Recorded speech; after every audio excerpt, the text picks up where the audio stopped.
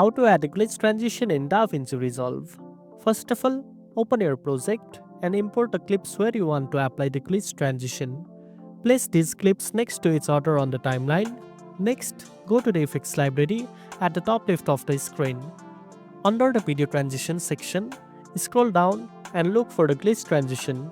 After locating the glitch transition, drag and drop it right between your two clips on the timeline. You will see a small transition box appear where the clips meet. Now, click on the transition box to open the inspector panel, where you can customize the glitch effect. Here you can adjust parameters like duration, frames, alignment, and more. Experiment with these settings to create a cool glitch effect that matches the mood of your video. Finally, preview your timeline to see how the glitch transition looks between your clips.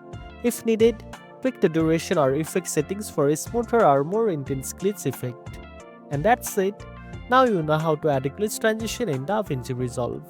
If you found this video helpful, don't forget to like, share, and subscribe for more tech tips.